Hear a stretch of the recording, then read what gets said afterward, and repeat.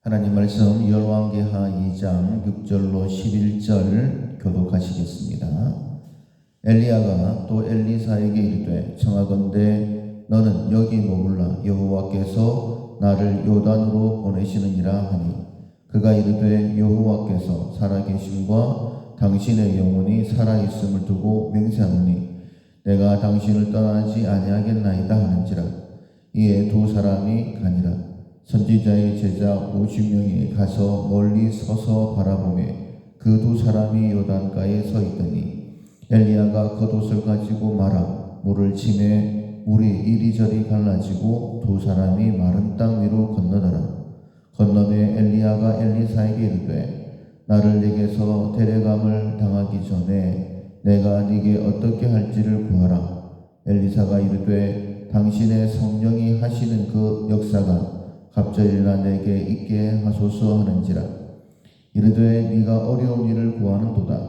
그러나 나를 네게서 데려가시는 것을 네가 보면 그 일이 내게 이루어지려니와 그렇지 아니하면 이루어지지 아니하리라 하고 두 사람의 길을 가며 말하더니 불수레와 불말들이 두 사람을 갈라놓고 엘리야가 회오리 바람으로 하늘로 올라가더라.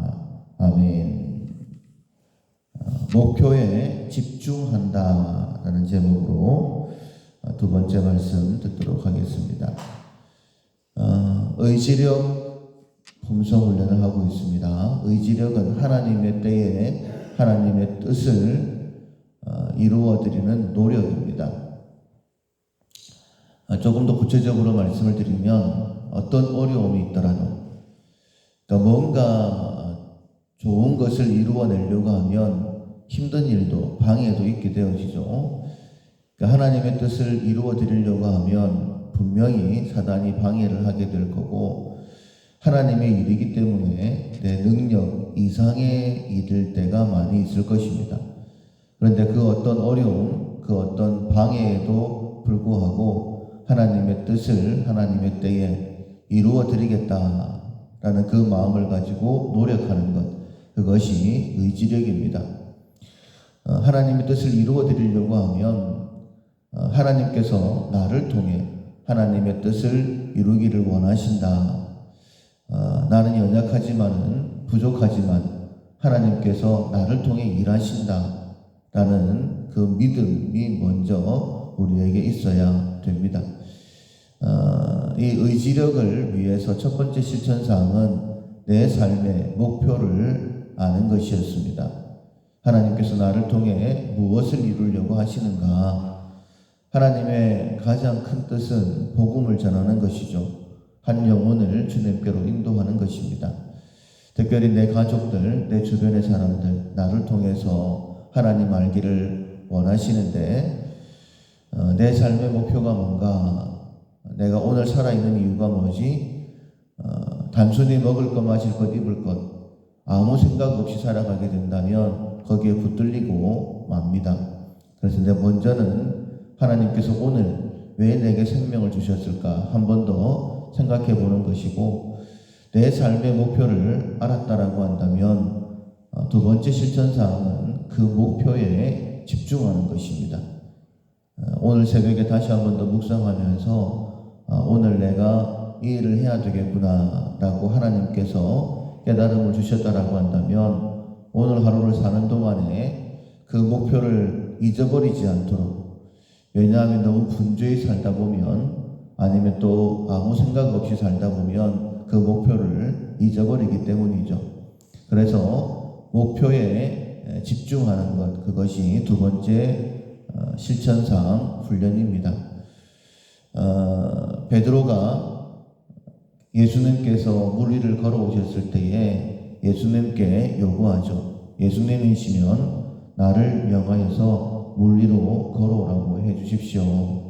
우리가 알고 있는 것처럼 예수님께서 걸어오라라고 말씀하셨고 그리고 베드로가 예수님께 집중했을 때에는 물 위를 걸어갔습니다.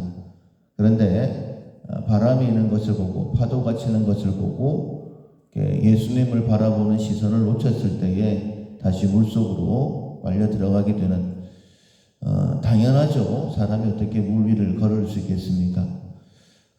그런데 예수님께 집중했을 때와 그렇지 못했을 때의 상황은 완전히 달라지게 되는 것이었죠.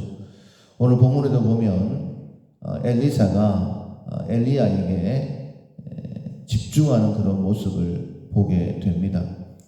이제 어느덧 하나님께서 엘리야를 이제 하나님 곁으로 데려가실 때가 되었고, 아마 그 사실이 공공연하게 모든 사람들에게 알려졌던 것 같습니다.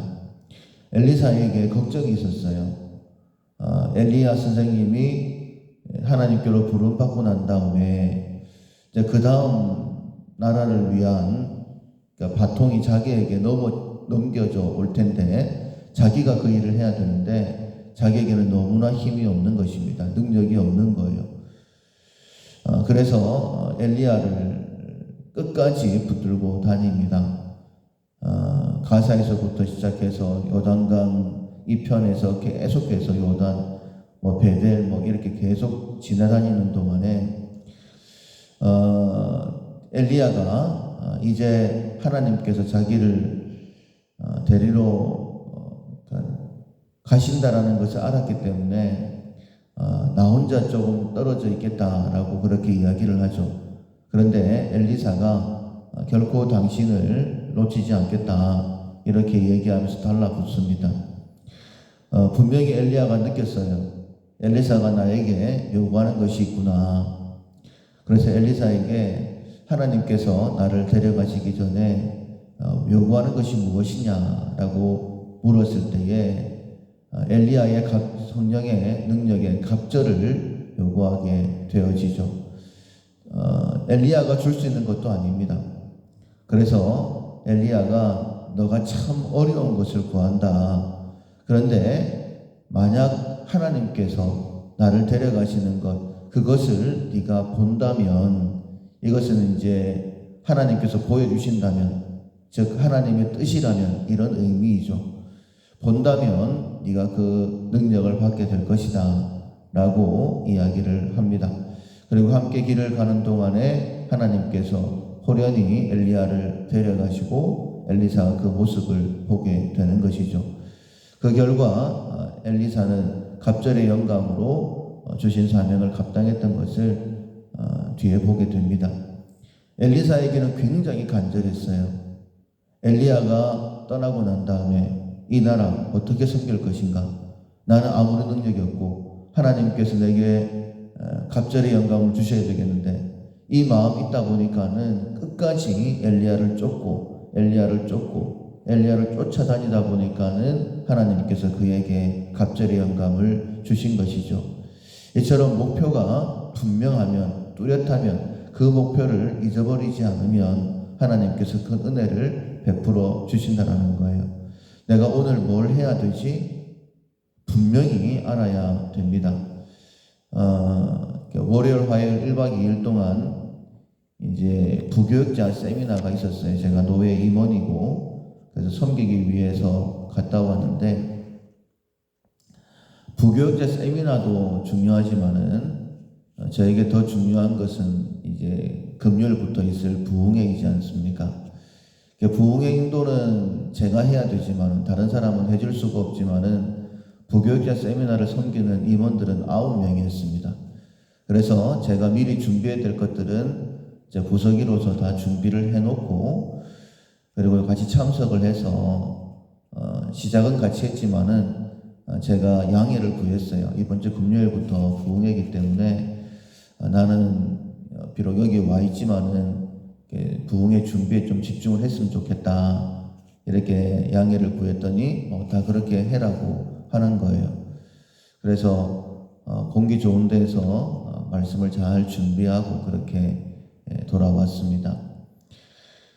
내가 무엇을 하려고, 내가 무엇을 해야 되는지를 정확하게 알게 되어지면 보편적으로 해야 되는 일임에도 불구하고 양해를 구하면 사람들도 그렇게 해주는 거예요. 이 사람이 이 일에 집중을 했구나. 그러면 배려할 부분들은 배려가 되는 것이죠. 오늘 하루 분명히 우리가 해야 될 일이 있을 것입니다. 하나님께서 이 귀한 시간, 생명을 주셨는데 내가 해야 될 일이 없다라는 것은 말이 안 되죠. 그런데 이런저런 분주한 일, 가지치기를 못하면 그 목표를 잊어버리게 되어집니다.